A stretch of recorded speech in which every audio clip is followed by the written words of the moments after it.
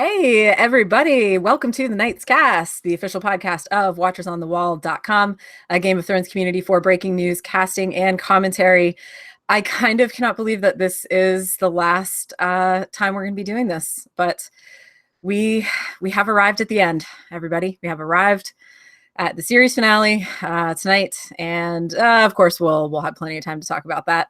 But let's start out with some introductions. I'm Samantha.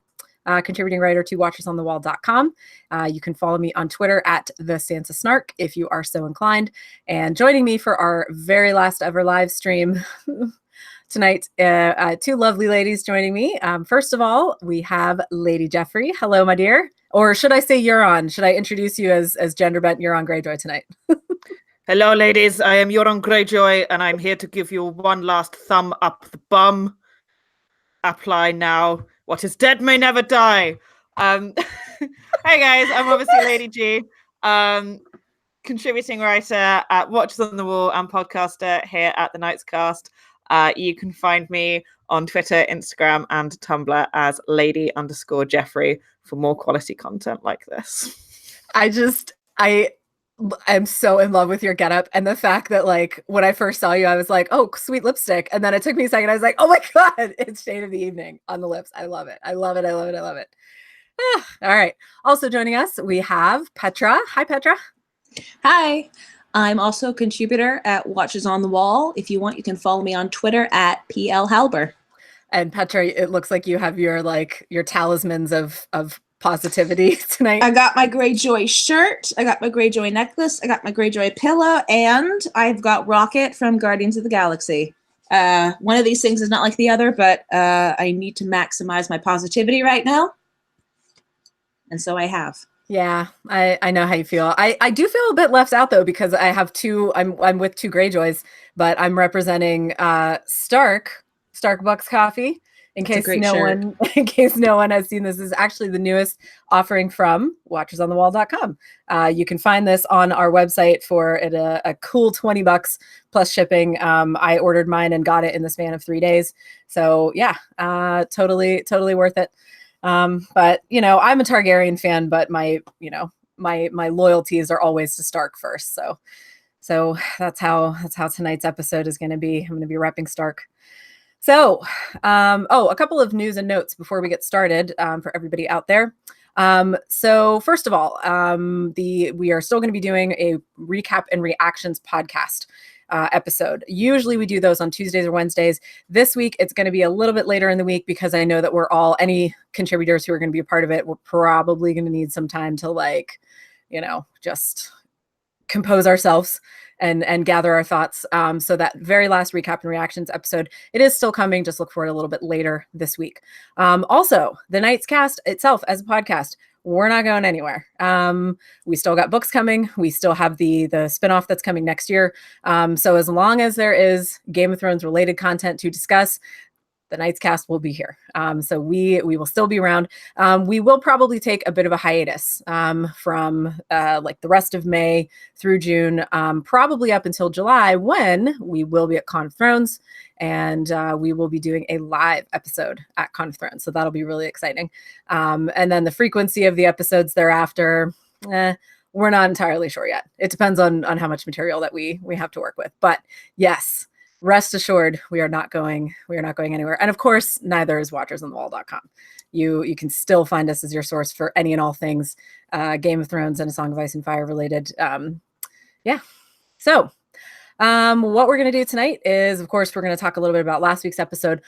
We are going to possibly make some predictions for tonight's episode. And then we're going to have a little bit of fun. We're going to talk about amongst ourselves as to kind of what being a part of this fandom has meant to us, maybe talk about some memorable moments that we've had in being a part of it. So first things first, I guess, let's talk about last week's episode. We're not gonna talk about it to death because there's been so very much discussion about last week's episode, and Lady G and I were lucky enough to do last week's recap episode, so we've kind of already weighed in. So Petra, if you don't mind, we'll start with you. General thoughts about last week's episode. Did it work for you? Did it not? If it didn't, why not? And if it did, why? Last week really didn't work for me.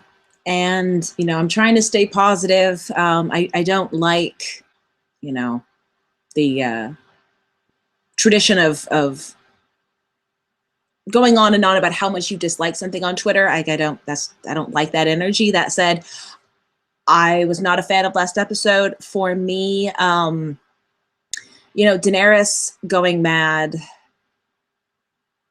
I'm going to take a slightly different approach because a lot has been said about pacing, and with Jaime's arc, his end point could have been acceptable, but they rushed it, and that was the problem. But many people have already made that point. I'm going to go ahead and say I wish that they had addressed the topic of madness more seriously. If Daenerys' fate was always to go mad, then they should have actually decided to address what madness is and actually commit to depicting a mentally ill character. I don't love the idea of then turning her into a villain, but if you are going to have this character descend into madness, and that is her big twist at the end, please commit to that and actually understand what that means. Getting really upset and killing civilians is not succumbing to madness. That's not what that word means. Yeah, and the automatic link that they make between, mental illness and violence is not accurate, and also not, They use mad, angry, and evil. They use insane, angry, and evil interchangeably, and I take great issue with that. Yeah, I absolutely would agree. And that's something, again, that, I Lady G and I both kind of talked about last week in last week's recap episode. And I agree with you too about Jaime's, the ending of Jaime's arc as well. Jaime and Cersei, it's felt rushed and also strangely unsatisfying. I mean, I don't really know like what exactly I had in mind for them as their endgame, but it wasn't that. That's not the kind of death that we usually see really in Game of Thrones, where it didn't exactly happen off screen, but it was just like, we see the ceiling falling and then we see it, coming closer and closer toward them. And then, we are, I guess, kind of supposed to believe that, that's what killed them. And we know that they're dead and gone. We know that we're not going to see Jaime and Cersei in this week's episode, but yeah, it was strangely unsatisfying, I think, and not I think what a lot of people were expecting for Jaime and Cersei. So yeah, it wasn't my favorite way to do that. But I definitely agree with you about the depiction of mental illness and madness and everything that they've done, where they didn't really. That's been my biggest thing, is that, a lot of people have said, oh, she lost my train of thought here, guys. She's always been that way. She's always kind of had, a touch of madness or whatever. And I never saw it. I don't know if it's the kind of thing where maybe I wasn't paying attention, but I really feel like it's the kind of thing that wasn't well done enough that's the kind of conclusion that we would naturally draw without having to kind of like be beat over the head with it. Does that make sense? I hope I'm making sense there. For me, I agree. Because people have, pointed out and have assembled the number of times she threatens to burn cities to the ground, or did burn people alive or crucified them. And absolutely. But whether you agree with her decision to do those things, those were decisions. She crucified the masters because they crucified the children, and she wanted to answer injustice with justice. Good thing to do, bad thing to do. That's not madness. That's not a lapse in lucidity. That's a decision. Mm-hmm. Burning Vaes Dothrak, similar situation. Disagree or agree, it doesn't matter. That was a decision that she carefully planned and then executed.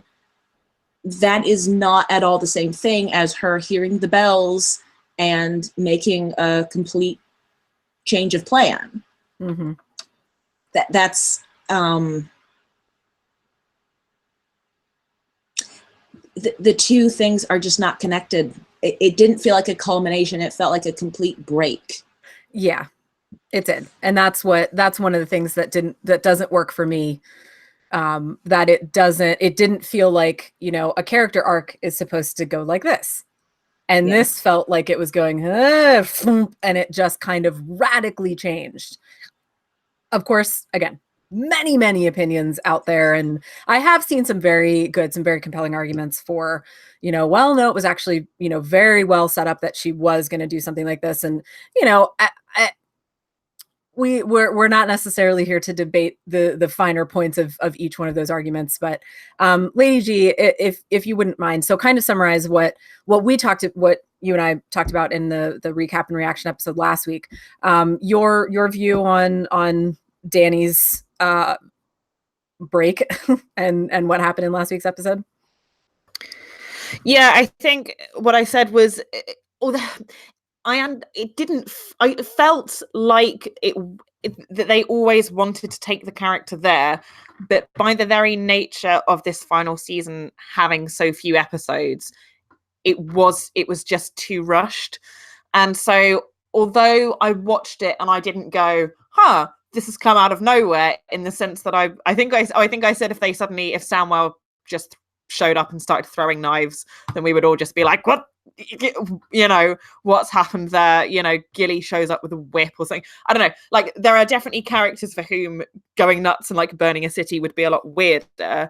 I completely agree with this thing of going like, well, burning the masters and things like that it's not in the same wheelhouse as what she did at King's Landing. Absolutely. I do think that I just think they just didn't seed it well enough earlier in the season, and and people kind of saying, oh yes, well, they keep saying, a Targaryen alone in the world is a dangerous thing, or every time a Targaryen's born they flip a coin. But that's kind of like a generic statement about Targaryens. It's not ever really been a specific statement about Dany, and so I think that they definitely could have done more to kind of, like I said, just kind of seed that in a little bit, rather. But we have so little time left to tell this story. And we know from conversations, and interviews that we've read with the showrunners, that what they're trying to do is hit the end points of what George has told them. And I think that regardless of whether or not Dany goes quote unquote mad in the books, I think that they've just had to attack it from a standpoint of like, oh crap, we only have like 3 hours left to do this, so what's the quickest way we can do it? She hears the bells and then she goes nuts and she burns King's Landing, and and it's a good spectacle. It's an as a casual viewer, if you're watching that, you're like, that is a really entertaining thing to watch, even if as a someone who's a huge fan of the books or like a really really in-depth fan of the series, you're going, oh, that was a little sudden. So I can understand why they did it from a storytelling point of view, but I mean, as a viewer, you do go a little bit like, and I completely agree that this there is so much shorthand in fiction and in fantasy fiction, I think, because particularly of, we need this female character to do something evil, we'll say she's mad, almost like there's this reluctance to actually have somebody that is just doing something bad. They're just like, well, we'll just equate the two, which is obviously completely inaccurate. So I think rightfully people were kind of a bit up in arms about it. Yeah. And I will say, so just looking over at the live chat here, there's a couple of questions and we will get to them. But Amber Turner points something out here. She says she didn't go mad per D&D after the episode, like the inside the episode. She made a decision. Now I know that that's what they're saying. But I think the argument can be made that, like, you can make a decision and still not be in the right frame of mind. You know what I mean? Like, you can make a decision and it can still be a wrong or an insane decision. And if I know that maybe they were not like specifically saying, okay, no, this is when Dany went insane, but where they're taking her character is absolutely kind of, that's where they're taking it. They're taking it dark Dany. And, whether or not she is insane or mad as a state of mind, I don't know if that's up for debate or if that's even important that it's up for debate. But the decision that she made to burn King's Landing to the ground and lots of innocent people with it, certainly I don't think you could say was a sane decision. But I think that's neither here nor there, because I think the main argument is with the fact that, like we've been saying, this whole thing has just seemed very, very rushed. And like we said, not only with Dany, with what happened with her story in last episode, but with Jaime and Cersei, and with a couple of other ones too. Honestly, I thought Varys' story came to an end pretty abruptly. I mean, I guess it was kind of set up, from the beginning of the episode that's what was happening. You see him writing the scrolls and everything, but it was still another thing of like, well, okay, we had an episode or two of this to develop into what it ended up being, and it just, the shorter season this year has just, I think it's hurt. I think it has. But all right, so let's look at the live chat. We got a couple of questions here. X Factor 04 says, can they save this season? A lot of great things with this season, just not paying off many things. Yes, her dragon kills one little girl and she chains up two of them for what, a year?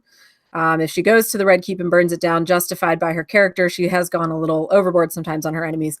So the question there, can they save this season? Ladies, what do you think? What do you think? And like X Factor 4 points out, there are still a lot of amazing things about this season and about this series overall, obviously. I mean, but let's not look at it in terms of can they save this season, but can tonight's episode, can the series finale, do you think, come to a satisfying conclusion in its last 90 minutes? I'm going to say yes, asterisks. Okay. So I will. Yes, but. Exactly. I will liken it to my opinion of Lost. It's a comparison that's been being made a lot. Absolutely. And I am not a fan of Lost. I think overall,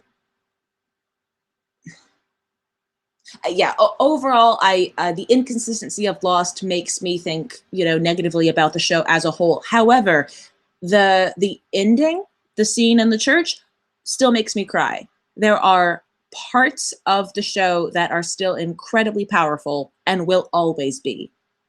So absolutely, if there are scenes, and I'm confident that there will be scenes in this last episode that will stand out as among the best in television. And so I've already been thinking about Game of Thrones as kind of in sections for a long time anyways, as several subplots of, varying degrees of importance and value.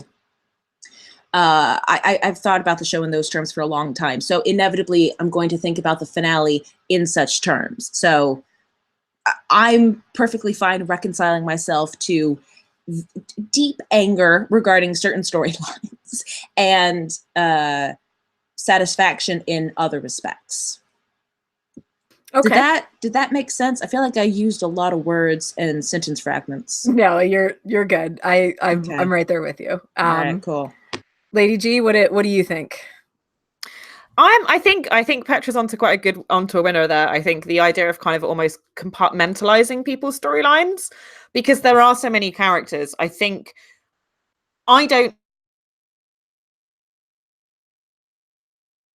think that I have seen. I mean, I watched like 4 series of Lost. You froze for a second, and then I never watched the rest, and I've not. Yeah. Oh, I froze for a second. Okay. So what I was saying was, there are very few television series I have seen where I am actually satisfied by the final episode. The Lost comparisons are ironically lost on me because I watched 4 seasons, gave up, and I've never seen the season finale. There are shows, I think most of the shows where I have really enjoyed the finale episode have not necessarily been ones with big character arcs. Like I really love the final episode of Star Trek TNG, for example, but although that is accumulation of different episodes, it's not like a long form story where you start off watching it in the way that Game of Thrones is, where you're waiting for sort of different things to happen. So that there isn't really anything that I feel I can kind of make a comparison to, but I don't feel like overall I'm going to be happy because for a start, it's over, and that's just really sad. And I just, yeah, I think I am going to look at it in terms of like which characters I think had a kind of satisfying arc or a satisfying send-off. I think what it boils down to as well for me is I don't know how I want it to end. I mean, I've been asked a lot of times by different people how I want the show to end, who I want to see on the Iron Throne, and I don't know. I can't in my head envision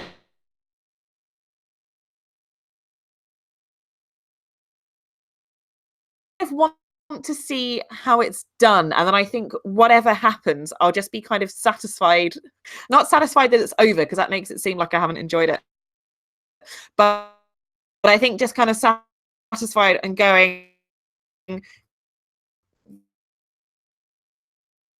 they had this long to tell the story, they took this long, they've done it, this is what they chose to do in this time, and now I'm going to wait and see what the books do. Yeah.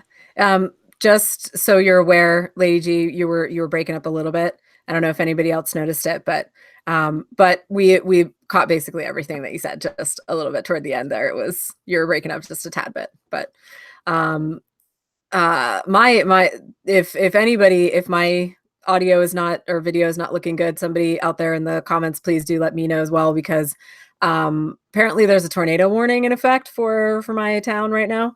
So there's a good chance that my internet or power might be affected by it. So anyway, yeah, so I love where both of you are going with this, as far as, you know, and this is something that, and what I mean by that is the kind of the compartmentalizing of it and the looking at which storylines kind of have been more satisfying, more successful. That's kind of how I've been looking at it. And at first, that is not at all how I was thinking about the season. I was thinking about it like, for overall, I'm just not happy. And it took me a while to come around to the fact that, like, you know, not that it would ever have been impossible to finish every part of this story perfectly, but I think that, you know, first of all, there was a lot of hype that the season was living up to that would be really, really, really difficult to live up to, I think, almost no matter what.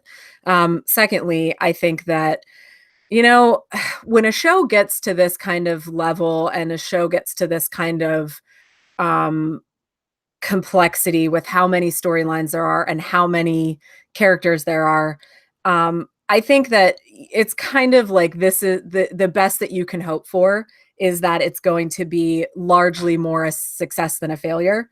And I think that kind of is the line of thinking that I've embraced more recently about this season. And I hate saying that, because I feel like it makes me seem like I'm so negative on this season. And I guarantee you that I'm actually not. Like, there are more episodes so far that I have enjoyed than not enjoyed. But there are just big things that have stuck out to me that I have not liked. However, I guess all of this is, I'm not even really answering the question here, which is, do you think that this, the season can end, the series can end successfully? And I'm with you, ladies. I think that it can, to the extent that it can. And honestly, none of us are going to be happy anyway, because yeah, it's ending. So, I mean, it could have been it could be the greatest ending in television history ever.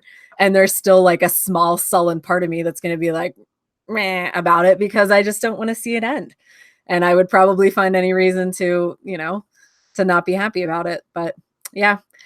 So yeah, no, I definitely think it's possible to end this in a way that is still going to be successful. So let's see if we have anything else here in the live chat. Actually, you know what? We're going to go in and take a look at some previously submitted comments and questions.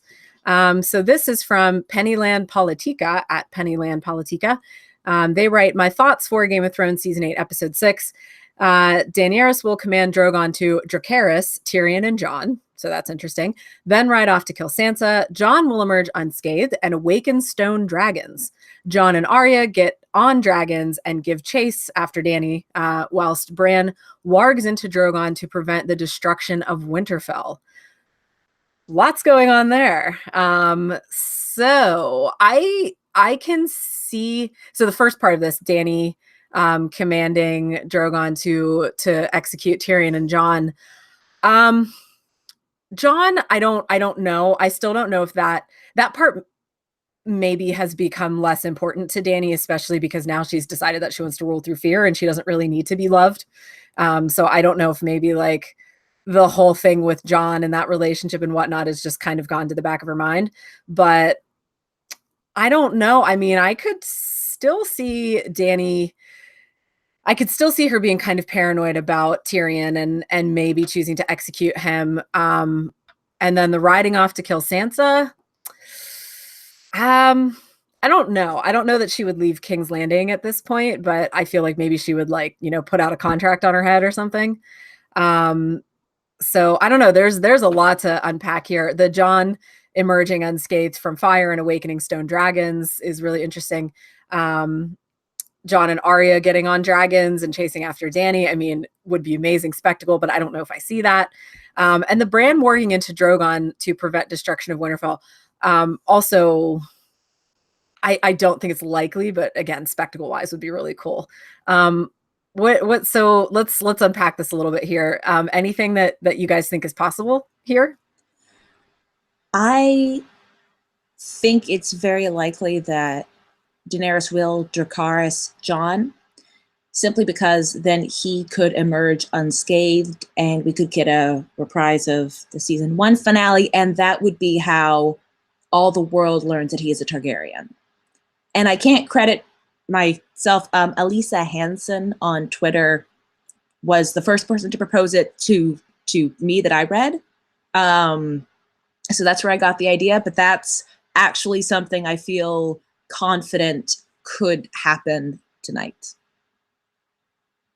That would be interesting, that it would be kind of that reflection of the season 1 finale, because there have been a lot of callbacks to stuff so far this season. So okay, interesting. Lady G, what do you think?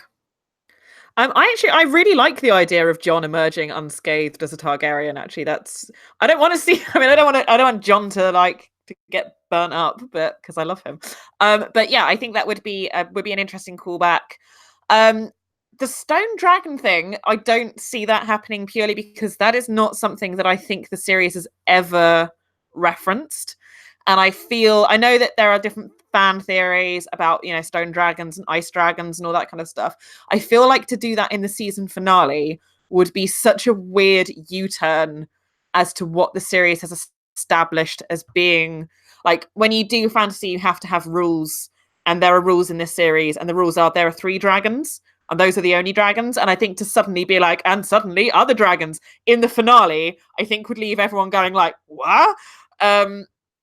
I don't think Tyrion is going to get killed, because I don't think Tyrion is going to get killed because I know that the series isn't necessarily doing exactly what the books are going to do, but I know that George has stated a lot of times that he's not going to kill Tyrion, basically. So I feel like if they did, then that would be a big kind of departure.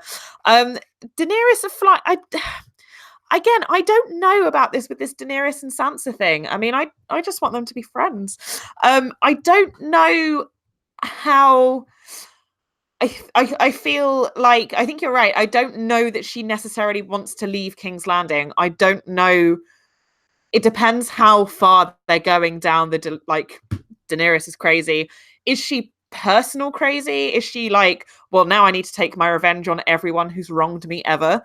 Okay, well, Tyrion, you let slip to Varys. Okay, well, Sansa, you let slip to Tyrion. Jon, is she going to kind of go down that route? I personally don't feel like that's going to happen. I don't know. Bran into Drogon is something I've been seeing a lot of theories about.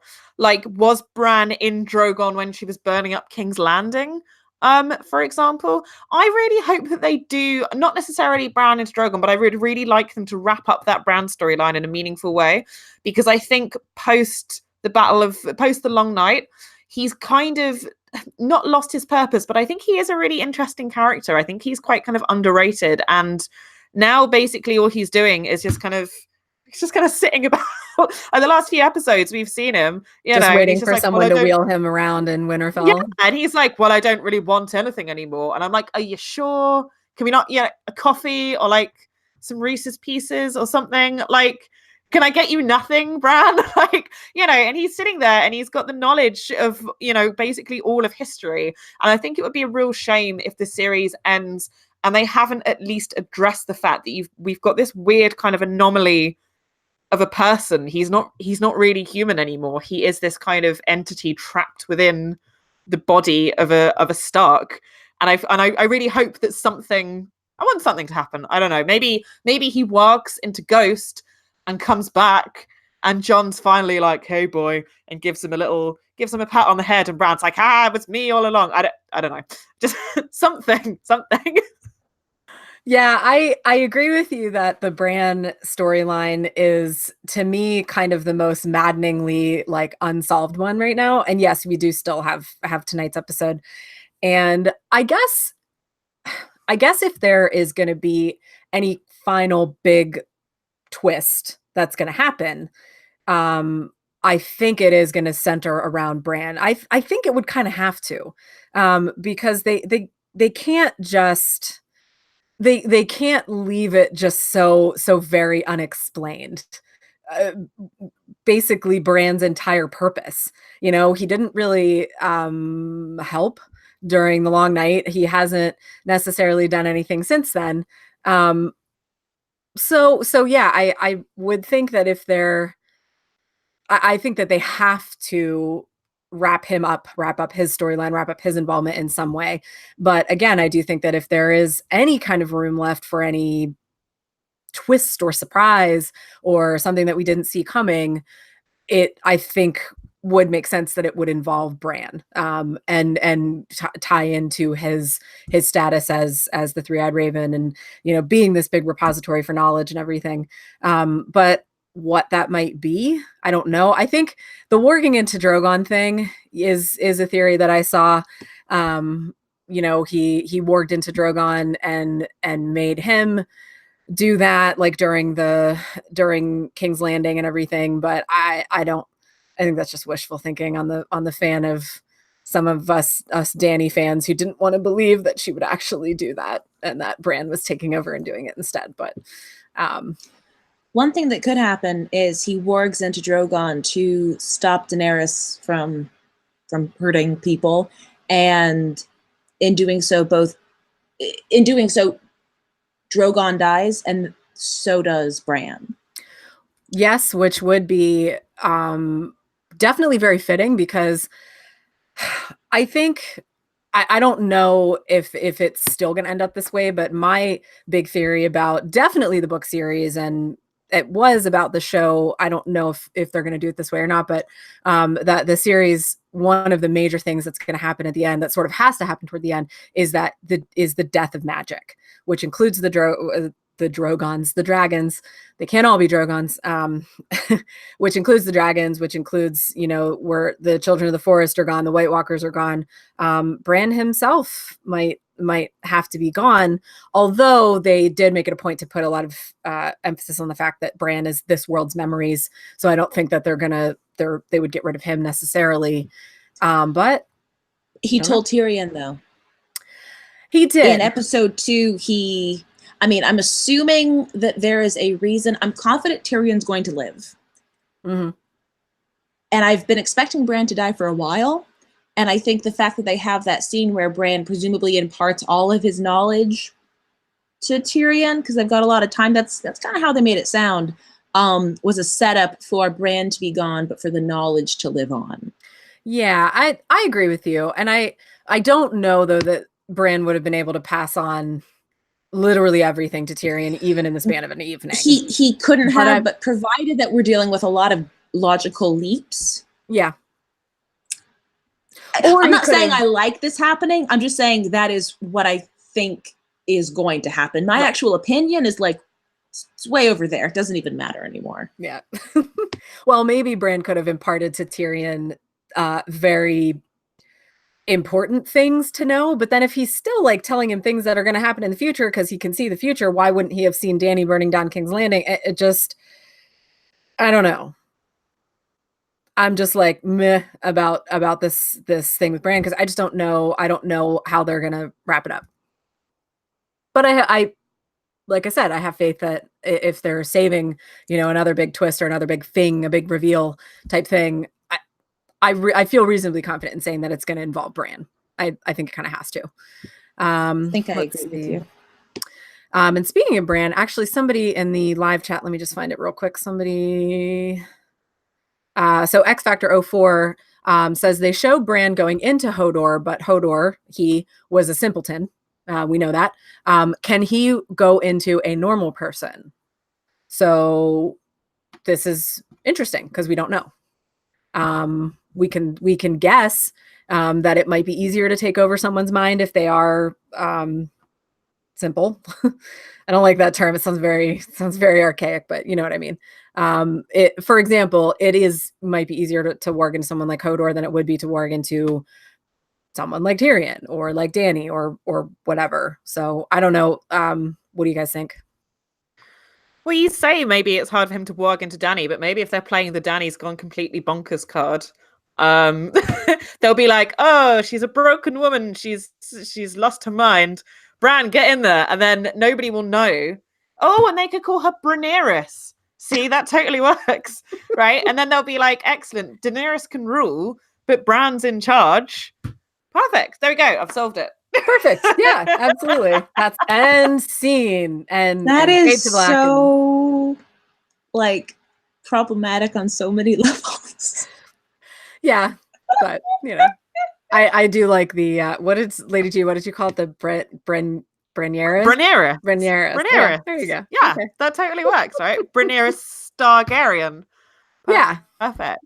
Targaryen. Yep. Yeah, I don't know that I don't think that Bran can warg into other people. That's just my thoughts on that, but I don't know. Also, I always kind of felt that it was implied that the reason that he could warg into Hodor was because he and Hodor have a kind of mental connection, because obviously he's the one that caused Hodor, as we see in his flashback, that Hodor wasn't always mentally impaired. He's that way because Bran wargs into him in the past and causes that kind of. So I may be reading this totally wrong, but I always feel like in the show it's kind of almost implying that that's kind of like the closed loop, and that's why he can warg into Hodor, because he sort of did it in the past and he broke him. Maybe if he wargs into somebody else in the present, he'll break them as well. I don't know. I mean, I don't necessarily want to find out. I don't want Bran going, maybe I could warg into Jon, and then Jon's just like, I don't know, Jodor for the rest of the episode. It's hard to shorten the name Jon. It's kind of. Anyways. Yeah, I don't. That's pretty much as short as you can make it. 1 second, guys. Sorry, just checking the in the live chat here. All right, so let's see what else we have here. Oh, wait, no, there's one of my direwolves in the back. Okay, no, he just laid down. All right, let's see here. So from Yash C in the live chat. Hi, Yash. Dany and Sansa petty drama stretched way more than was needed. So going back to what we were talking about a little bit, about that theory about Dany wanting to go kill Sansa. Way more than was needed, especially after Army of the Dead War and realizing how much Dany sacrificed to help the North. I do agree that I think that they really, I was really hoping that the Sansa Dany drama would have been like very quickly resolved. And I think that they have definitely kind of dragged it out. I mean, they dragged it out literally until Dany and Jon left Winterfell. And it's still going on, even though Dany's not even there. And I hate that because, yes, Lady G, I agree with you. I wanted them to be friends. But not only that, like, do we really have to have more like pitting women against women? Yeah, just But also, Lady G, another point that you brought up, like, has Dany gone mad on like the personal kind of level where she wants to kind of take out anyone who's ever wronged her or anything like that. So yeah, that's I am very interested to see how Sansa's storyline is going to resolve, and I desperately hope that it is not like another, petty conflict between her and Dany. Let's see here. What else do we have? I'm going to check and see if we have any other previously submitted comments. We do. All right. So this is one of my favorite usernames I've ever seen on Twitter. Bfunka Donkey Donk. That is the Twitter handle, and I love it. At BeRealB2 says she had a couple of comments. I'm really hoping we'd see some better final moments for characters tonight. Last week's death were mostly dissatisfying. Jaime and Cersei mostly. She needed an audience and a much more epic death scene. I want to see Brienne get some closure. If the last we see of her is when she was begging Jaime to stay, I will be so upset. So that's point one. Maybe Bran getting some closure. Will Bran do anything of importance this season besides looking creepy for good meme content, which we were touched on a little bit? Do we think Jon will die, go back to Winterfell, or go north? So let's do that one first. What do we think exactly is going to happen with Jon? Is he going to die in King's Landing? Is he going to go back to Winterfell? Is he going to rule as Lord of Winterfell, or is he gonna do a Frodo ending and peace out and go beyond the wall? What do you think? I think he's going to sit the Iron Throne. I do not like this. I made a whole video essay about why I don't like this. But they've been setting up the I don't want the throne, I don't want to be king, and you will rule wisely and well, which is verbatim what George R. R. Martin criticized Tolkien for saying about Aragorn. But they're building up a kind of a good man puts his personal desires aside for the greater good, and in only one episode, I think they're going to wrap things up with a reluctant ruler taking the throne and that being framed and setting up like a proto parliament. What is it called? Constitutional monarchy. He'll be a constitutional monarch, but I think he's going to be king. And I have to be happy about it, but I think that's where my money is. Lady G, what's your thought on that? Do you think Jon is going to end up sitting the Iron Throne even though he doesn't want to, or what? First of all, Petra, crack an accent as the token Brit. I'm kind of half and half, to be honest. I totally see where Petra is coming from, and I totally agree. I don't want to see Jon on the Iron Throne, but I can absolutely 100% see the show taking that route. Having said that, there is another part of me that wonders if everyone is begging Jon to take the throne. He seems like he's a great contender. Dany's gone nuts. Jon is, he's a great leader. He's charismatic. He's a man. He's got his birthright and all this. And Jon refuses and sods off back north, leaving King's. Because there's a part of me, there's a lot of irony in Game of Thrones. And there's a part of me that wonders if this kind of the final issue is that basically they still don't really resolve who has the Iron Throne, or we end up with a ruler that's actually worse, than kind of when we start, because when we start the series, we've got Robert Baratheon on the throne, and he is not a nice person, in a lot of ways, but things are kind of chugging along okay. There's the issue is that other people want the throne. Cersei wants the throne. She wants it for Joffrey. Dany wants the throne and all this. But I kind of wonder if the ending of the series is actually going to be, we were kind of better off where we started. If we have Dany on the throne, but she's gone mad. We have Jon on the throne, but he doesn't want it. I don't know. In a way, I really want it to be this. Jon's like, you know what? You've offered it to me. I'm just going to go hang out with Tormund and Ghost. And then we kind of get like a post-credit scene where he's just kind of wandering beyond the wall and Tormund's there in like a big fire and loads in it, sort of hog roast and Ghost is there and and Brienne is there as well. Not with Tormund, Just, they've put aside their differences. They're just buddies. Yeah, they're operating a little B&B, like beyond the wall beds, and they have fun adventures. I think, is it too bad that I just want everyone to just to just get along? Yeah, so who knows? Yeah. Who knows? Well, for the record, I love that idea of them all hanging out beyond the wall at the at the pig roast, and Ghost is there, and yeah, I think that would be lovely. But we don't get endings like that on Game of Thrones, because that would be nice and happy for some people. So, yeah. So, okay. So about Jon ruling. Yeah, Petra, I'm with you that it's not what I want to see. But more and more, I think obviously that's the way that they're taking it, especially because there definitely has been a thing in Game of Thrones about reluctant rulers, not wanting to rule and kind of ending up there anyway, especially in the books. And this may be a little bit too much book content as to what I'm about to say right now, but in Fire and Blood, which was the first half of the Targaryen history, we learned a lot more about Aegon III, who was a king who came to power, the Targaryen who came to power after the Dance of the Dragons. And there have been a lot of parallels made between Aegon III and Jon. And Aegon III was a very reluctant,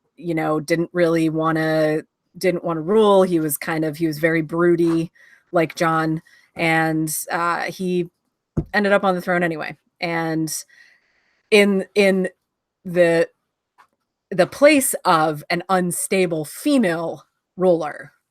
So I don't know if they're necessarily, I don't know if the showrunners are necessarily looking at that as a model of it, but coincidentally, if we can look at those kind of parallels, it's entirely possible.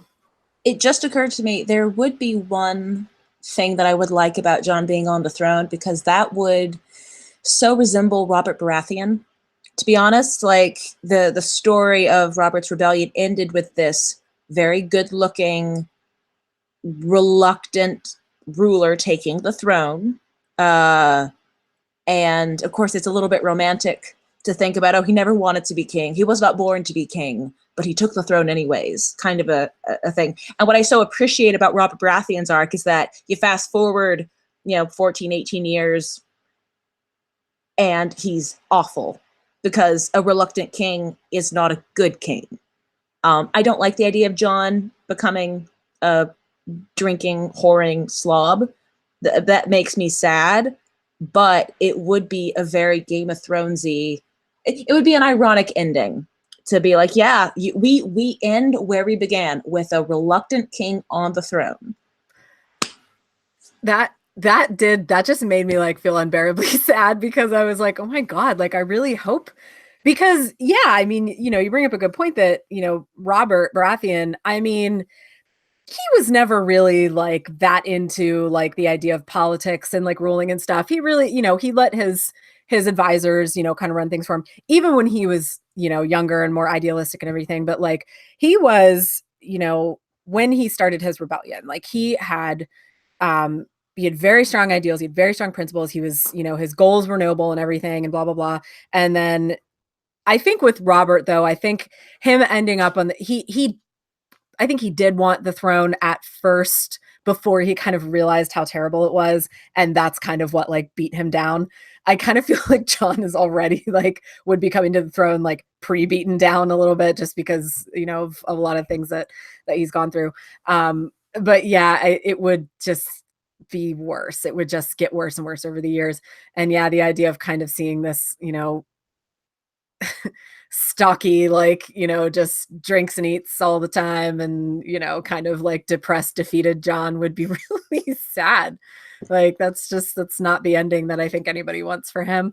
But again, yeah, it's a really good point that, that's kind of how we started this series, is a figure kind of like that, an idealistic one who ended up kind of hating where they wound up. And it's not outside of the realm of possibility that it could happen again. So interesting. I do want to note that in the, oh, hey, there's one of them. Hey, Loki, come here. Hey. Okay, never mind. I was going to try and get one of my my direwolf's in the shot, but he's not available. Oh wait, there he is. You can see like the puff of his tail. Anyway, so it looks like some people in the live chat agree that we definitely don't want to see Jon on the throne. Brandy Johnson says, "Ugh, no, I agree with you so much. I love Jon, but do not want that cliche ending." Yash C says, "I love Jon, but he's shown as too perfect this season, and him being on the throne just doesn't seem like the right message. He's made bad decisions just like any other character, and it just feels wrong." So that is interesting. Jon kind of being shown as too perfect this season. What do you guys think of that? Do you agree? I kind of agree to the degree that he, and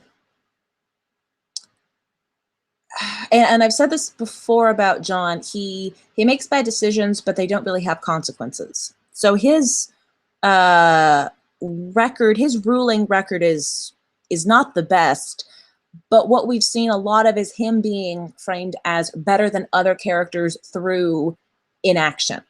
So at King's Landing, Daenerys goes mad, whatever that means. Grey Worm starts killing Lannister soldiers who have surrendered. And we get this shot of Jon just looking very upset. And he saves a woman from getting raped, because that's really what we needed to see on Game of Thrones. But a lot of it is not him actively making decisions, but him disagreeing with the decisions of other people, which is often used as a shorthand for someone being better. But my criticism of that is, okay, fine, Jon, we know what your policy wouldn't be. What would your policy be? So I think I agree with the assessment that he's been too perfect, or that he's been framed as perfect. I disagree. But I think we are definitely supposed to get the impression that he is a good man, trademarked. Right. A good man. Yeah. Not like, like he's not, but just like, the epitome of like. Yeah, I think he is a good person, but just good in the Dudley Do Right sense. Yes. Yeah, exactly. Like I said, I'm not entirely thrilled with the idea that Jon is going to be the one who ends up ruling, but I think that's where we're headed. I just don't know. I mean, of course there are other possibilities, but given where they've taken, given the direction they've taken this final season in, I can't see that they're going to give us any of those other kind of endings. I really think at this point it is going to be like, it's going to be Jon. So, yeah. All right. So here's something interesting that we're going to do. We're going to spend the last like 20 minutes or so on this of today's live stream. So I am going to put this to also everyone in the live chat. So everybody out there who's watching, please start thinking and commenting in here. But ladies, you as well. I think it would be really fun for us to talk a little bit about what this series has meant to us and what some of our favorite memories are being a part of it. Kind of just, I don't know, just a quick recap, reflection on being a part of this amazing community. Does anybody want to start first? Don't make me choose. Don't make me call on somebody. Petra, I'm going to pick you because your Fandom Road piece was absolutely beautiful. So if you wouldn't mind. Yeah, sure. So Game of Thrones, facing the end of Game of Thrones is very emotional for me because I became one of the hardcore fans because the show connected with me during a really, really difficult time. And it's been very heartwarming to meet other people who have similar stories, that Game of Thrones got them through very difficult times, helped them grow into the people that they are now. And certainly comparing where I was when I first got into Game of Thrones, where I was then to where I am now, I do feel I'm in a much better place. And it's interesting that for me, Game of Thrones and that particular kind of development in my own life are inextricably linked. Big moments. I think meeting the people at Burlington Bar, and so watching episodes there, crying at the end of Stormborn, and that being on YouTube. That was fun. That was great. Let me think. Special moments in the show. I mean, Stormborn, I guess, crying on YouTube. I guess that's memorable. Yeah, I think I don't really know if it's like individual moments so much as the collective experience of getting to meet people online, getting to meet them in person, hanging out with Luca in Spain. That was awesome. Hi, Luca. Luca is our deputy editor at Watchers on the Wall, just in case nobody knows that. But yeah. Oh, and I will say, as a tie-in with Game of Thrones, I went woofing, which is terrible. I don't like that, the way that sounds, but it's basically volunteer organic farming for a few months in 2016. And the first place I went was Northern Ireland, specifically because of Game of Thrones. And I wound up staying on Rathlin Island because it was across from Ballantoy Harbor. So that was a fantastic experience that I would not have had I not specifically been Game of Thrones minded. So that has nothing at all to do with the show, but that is an indication of the impact that the show has had on my life. And in a lot of ways, yeah, just serendipitous moments that would never have happened had I not been a part of this fandom. So, yeah. Thanks, guys. Yeah. I mean, I know we wouldn't have met, and I love you. I wouldn't have gone to your wedding. Yeah. So, yeah.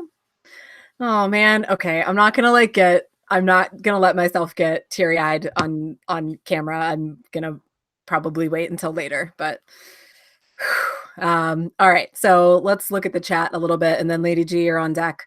Let's see. So X Factor 04. So it sounds like one of their favorite moments was Jon standing up after falling off his horse in Battle of the Bastards and draws his sword in the face of the charging soldiers on horses. Epic shot. That's such an iconic moment. And this series has spawned so many of just some of the most amazing shots in film or television history. It's just, and that will forever be, I think, just such an amazing one. Let's see. X Factor 04 also says, hats off to George R.R. Martin in creating this world. I mean, I think we all agree. We couldn't agree more. Let's see here. Brandy Johnson says, it sounds like one of their favorite moments is watching Dany saving people and growing into a strong woman was wonderful. Hard agree on that one. Brandy Johnson also says, hate to see it end because of the fun we all have. Theories, predictions, and the conversations in general with strangers who share our passion. Going to say I am still # Team Targaryen. I'm with you there, girl. Let's see. Oh, and Brandy Johnson also says, planning our trip to Northern Ireland next spring. Rathlin Island is on the to-do list. So there you go. And Ballantoy Harbor, Petra, that's where they shot a lot of scenes on Pike, correct? Which is why I chose it. Yes, of course. All right. So Lady G, what about you? Tell us about your experience being in the fandom and some of your favorite moments, etc.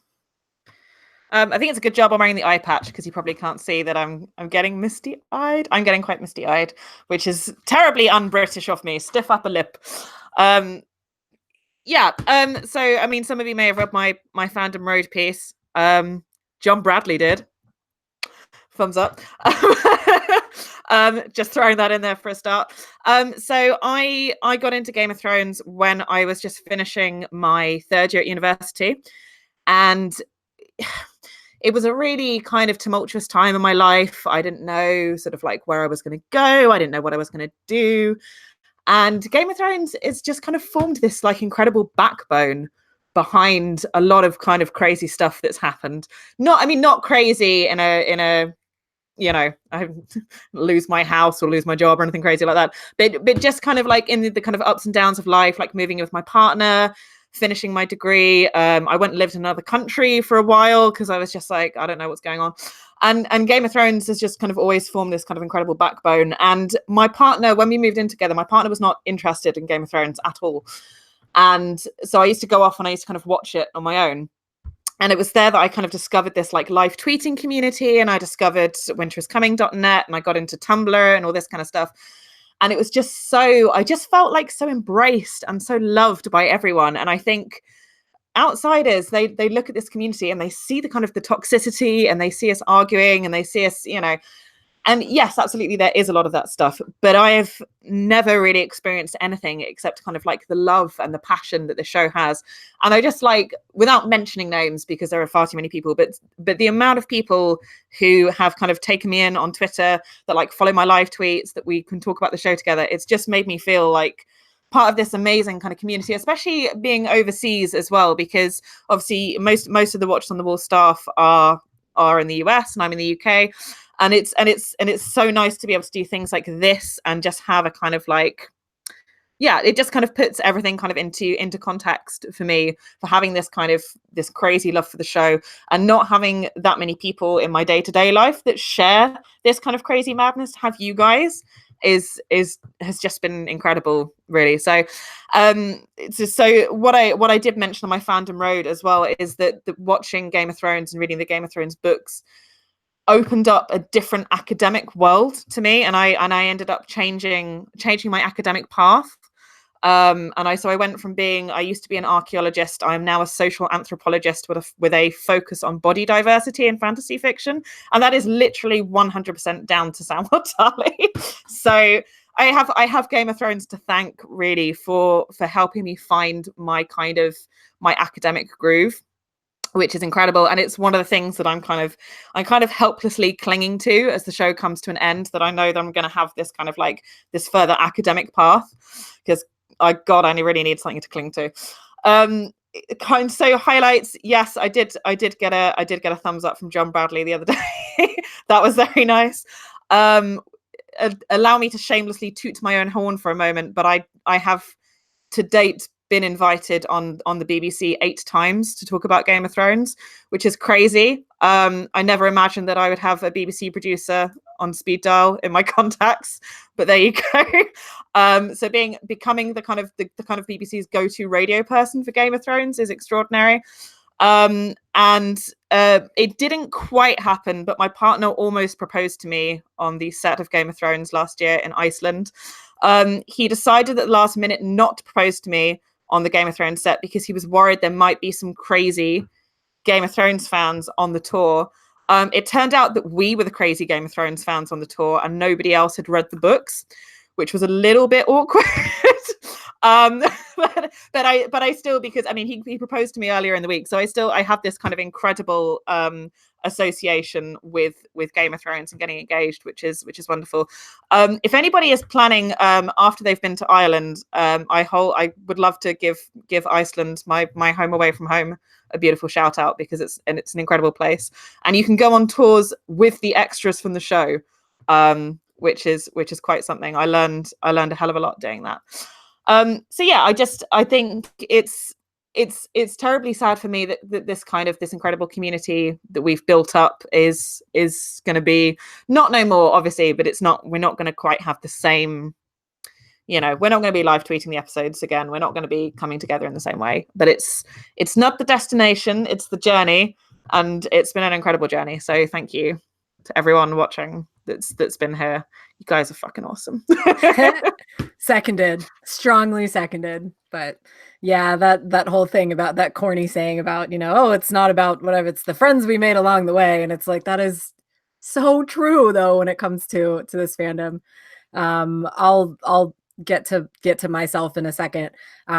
Just taking another quick look at the live chat. Josie R says Axie's interview before season 2 with Gwen and Nikolai. So apparently that was a really cool moment for Josie. And I don't know if anybody read Axie's curtain call for Nikolai Coster-Waldau for Jaime Lannister that we published, I think yesterday or the day before. But back in the day when the show premiered, before it kind of really became like the global sensation that it is, which, it took a few seasons for it to get that way. And sometimes we don't remember that. Like we just think that it's always been this way, but you know, it really took a couple of seasons before it became the juggernaut that it is. And I think it's so funny that in this piece, Axie's like, you know, they basically let anyone like interview the cast members. So we got to interview Nikolai a couple of times. And then I think he interviewed Gwen and Nikolai together. So yeah, that was really interesting. I remember reading those interviews. Josie R also says pre-season 1 casting and speculation, which that was slightly before I became as obsessed as I am. I was still reading the books at that point. And let's see here. And she says the community was small, but the excitement and positivity was so infectious, which is just a wonderful thing to hear. And Amber Gambrell says, hey guys, thank y'all for being part of my GOT life. So sad that it's ending. Amber, you have no idea how sad we also are that it's ending. Lady G, I love your how everything for you at Game of Thrones has kind of been like the backbone of, you know, all these other important things that have happened in your life. Because when I think about my involvement with it, to me, it's just one big long story of, it's kind of the same thing. It's all these endings and beginnings, and all of them have been like, you know, within the last 8 years of my life, 7 or 8 years of my life have been like the most important things that have happened in my adult life. And basically Game of Thrones has been it's been there for me through all of those amazing things. Like I started reading the books after season 1 ended because I didn't have cable, and this was like before, you know, the days of a streaming service or whatever. And, you know, I had heard about how great it was, and I just I couldn't watch it because it had already ended and everything. So I bought the first 2 books. I put them on like my old like first generation Kindle, and I was on vacation with my family, and I got the first 2 because I was like, well, you know, if I really like it, you know, maybe I'll finish the first one in the week that we're there, and then I want to have something to read like on the drive home. And of course, I finished the first 2 books in like both of them within like probably 5 days, maybe 6. And then I had nothing to read on a 7-hour car ride home, and I couldn't like download anything because my Kindle didn't have Wi-Fi. Like I couldn't, you know, because it was one of the old ones. So it was, I could not wait to get home and download the 3rd one and keep reading and everything. And even then, like, you know, so I read them all. And then because season 1 still wasn't out on DVD or anything, you remember those days? Remember those days when we had to wait for things to come out on DVD? Like, but it wasn't out yet. So I reread the books, and then I read them again. And then right before season 2 was premiering is when I met my now husband. And one of our first dates, he was like, oh, do you like the show Game of Thrones? And I was like, oh my God, haven't seen it, but I really love the books, you know. And he had just bought season 1 on DVD. So even though he had already watched it, like he sat there with me, we binged the whole first season. I think, I don't even know, maybe within like 2 weeks or something, maybe less. And to prepare for season 2. And then once I started like actually watching it, visually, like getting to see on screen the visuals of this incredibly dense, complex world that had been created, it just blew me away. I mean, it was, you know, I'm not going to say, oh, it was exactly how I pictured it, because I didn't even know how I pictured it. But once I saw it on screen, I was like, yes, this is everything that I imagined that it would be. And it was just, it just took my breath away. And, you know, and I was a pretty consistent visitor to, not so much to winterscoming.net when it was still around. But once Watchers on the Wall started, because I was really getting more like, I don't want to call it obsessed, but obsessed, you know, with the books and with the series. And I just kind of lurked there a lot. Like I didn't really comment or anything. And then when I met Sue and Oz at the first Con of Thrones back in 2017, I like, God bless Sue, because I like cornered her at the bar the night of the cocktail party, which was like Saturday night. And I'd had like 4 glasses of wine. And I was like, by the way, I mean, I'm not just saying this, but like, I'm a really good writer. So if you ever need somebody, and I like, God bless her that she like actually like stood there and talked to me when I was probably being very obnoxious. But anyway, so yeah, I just kind of like, you know, conned my way into writing for Watchers and becoming even more entwined in this fandom, and the people, and meeting the people that are a part of it, and getting to, you know, be panelists last year for the first time at Con of Thrones. This was the first fandom I'd ever been involved in, and I just was constantly amazed at how many amazing people are a part of it. And I'm still amazed by that every day. It's just, and I kind of am just in awe that I get to be a part of it, that I do. And everything major that's happened in my life the last couple of years, Game of Thrones has been there. My husband and I had an Iron Throne made for our wedding last year, a literal life-size Iron Throne made for our wedding. It was beautiful. It was beautiful. There are photos of Petra sitting on it. Yes, there are. And it was just, it's just been incredible. And, you know, the endings and beginnings thing, because, you know, there's a lot of things that have ended in my life. You know, like I moved away from my hometown for the first time when I moved here to be with my husband.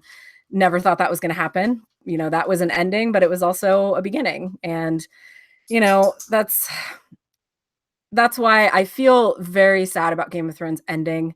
But, you know, it's also, again, every ending is a beginning. And, you know, so the series is coming to an end, but lots of other things are beginning. You know, we're going to get the spinoff, and the books are still coming, and, you know, and it continues to just like be a central part of my life. I mean, my husband and I have not said this yet to the world at large, but here it is. My husband and I I'm expecting our first kid later this year. So, you know, it's an ending to Game of Thrones and a beginning to like the rest, a different part of my life. And I'm so incredibly happy that the two are kind of like dovetailing together, and that hopefully in a couple of years, when my first kid is a few years old, we're still going to be talking about Game of Thrones, and we're still going to be talking about the books and the spinoffs. And it's still going to be a part of my life, and it always will be, no matter what. So, okay. I'm not crying. I am not crying. Everyone else is crying, not me.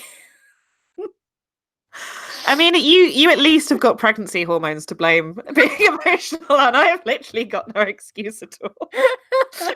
Well, I'm just snuggling with my rocket. Yeah, I'm gonna. The hormones are one thing, but so Joe Magician in the chat, by the way, just said, and if you don't know, that's Matt, who's an incredible YouTuber and content creator, and also one of our contributors here at Watchers. And he said, if it's a boy, Dan or Dave, not on your life. And that's no offense really to Dan or Dave. I just don't like either one of those names. So yeah. Brandy Johnson says, hashtag I'm not crying, you're crying. So that's how I've been feeling all day today, and probably how I'm gonna continue to feel for several days, because honestly, it's gonna take me a few days to like process my feelings about the end of all this. So I had a moment this morning, and I tweeted about it, that it actually hit me that the show's ending, and I had For Good from Wicked in my head for a good portion of the day, because it actually does encapsulate a lot of my feelings regarding the end of the show. Yeah, it is kind of weird knowing that we're not, you know, we're never going to be doing this again. Lady Jeffrey, like you said, you know, the fandom is still going to be here because, you know, the books are still coming. I am a firm believer in the fact that we are going to get them. I'm not one of these fatalists who's like, George R. R. Martin's going to die before we get them. No, I'm a firm believer in the fact that we are going to get them. And we've got the spinoffs and everything. And, you know, so yeah, you know, it's still going to be here, and it isn't going to be the same. But yeah, it's kind of weird knowing that this is the last Sunday that we're going to be talking about this or live tweeting it or anything. It's kind of crazy, but it's been quite a ride. And yeah, I think all I can say is thank you to Watchers, to everybody watching right now, to anyone who's ever been a part of this fandom, to anybody who's, you know, been a part of it, will be a part of it, has been a part of it, anyone who's followed me on Twitter. It's been quite a ride. So, ladies, any final thoughts about tonight's episode? I'm gonna keep a good thought. Nothing that happens tonight can possibly derail the positives that I've taken from the show. So that's, you know, nothing can take away all of the good stuff that we've just been talking about. Yeah, agreed. Definitely.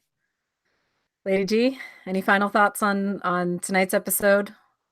I think Petra kind of summed it up for me, really. Even the wackiest, craziest, worst, Dany rips off her face and the Night King is underneath, and the Night King's actually Bran, and then Bran wargs into Ghost and flies off. Even the craziest, weirdest ending cannot change the fact that we have all had this like incredible journey, this incredible community, this life-changing I mean, I don't want to get hyperbolic, but this kind of life-changing experience with the TV show. So yeah, I really hope that the ending does not, I guess I hope that the ending doesn't detract from the fact that at the moment when I tell people that I'm a Game of Thrones fan, you know, I blog about Game of Thrones as a side hustle, and people go, oh cool, Game of Thrones, and they go, oh yeah, I never got into that. I really hope that the ending isn't so kind of bat's ass crazy that they're like, ew, you liked that Game of Thrones show? Wasn't that the one where like everyone turned out to be a zombie in the end? Like that was stupid. Yeah, but as I said earlier, it is you know, it is the journey, it's not the destination, and I have had an absolutely incredible journey. So no matter what the destination, this series, this evening, this last episode, then I've had a good ride. Damn it, I'm the man who killed Jaime fucking Lannister. I'm sorry. Every time you pop up on my screen, I just like, I'm so enamored with your look. Like, I wish I would have had the energy to do one final like cool costume for tonight's live stream, and it just didn't happen. So I'm quite glad that Lady G stepped in there. So thank you. And I think, can I have everyone's thoughts and prayers that I am awake enough tomorrow morning that I don't accidentally wear this to my job in retail, because I get enough weird looks from customers as it is on a Monday morning, because I am absolutely 100% never with it. But I think if I rock up in an eye patch and blue lipstick, then they might be having words. So. I mean, kudos to you for having to work in the morning after staying up to watch it your time, right? Because that's like 3 a.m. or something, isn't it? It's 2 a.m. to, it's going to be 3:30, isn't it, this evening? And then I normally take about half an hour to kind of decompress. Yeah. And sort of, yeah, I am quite lucky. I don't have to get up for work at the crack of dawn. I know that there are some people that live stream that actually only get like an hour's sleep. And I'm very privileged that my work as well is absolutely very, very, very aware and will leave little post-it notes with Game of Thrones doodles on for me with important things like remember to shut the door when you leave.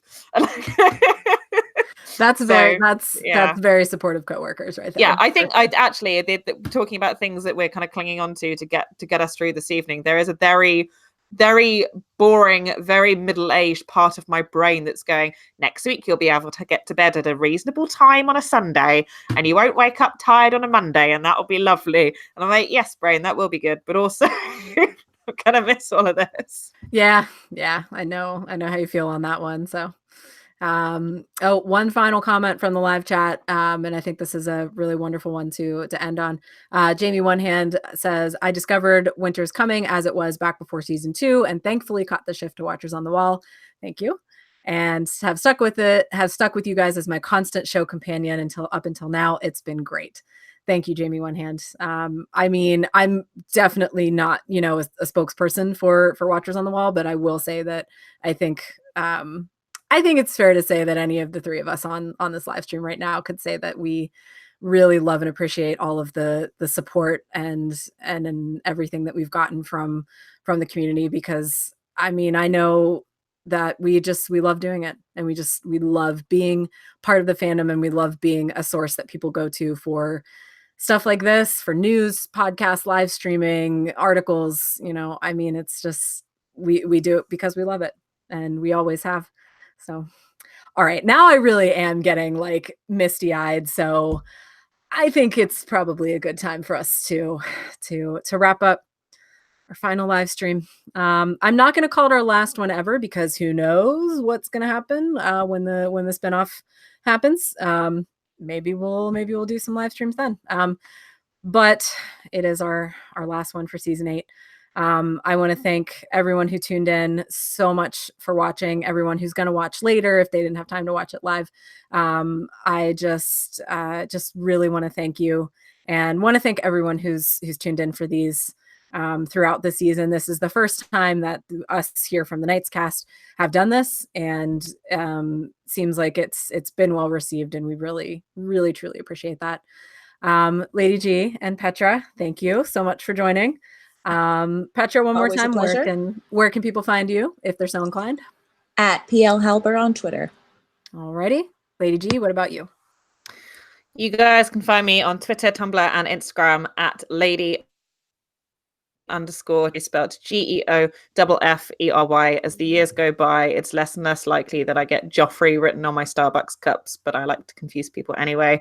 I will, of course, be live tweeting this final episode, so join me. Yeah, I kind of want to, but I also just want to, I don't know. I want to apologize in advance to Axie, because he probably will not have any material from me for his Twitter recaps this week, because I think I'm just going to have to sit there and just take it all in. And I probably won't be emotionally prepared to tweet until maybe tomorrow. That's a lie. I know myself. That's a bald-faced lie. Anyway, so once again, I'm Samantha. You can find me on Twitter at @TheSantaSnark. And I did mention Con of Thrones briefly earlier, but I will mention it again because it is an amazing event every year, and we all, put in a lot of hard work and everything on it.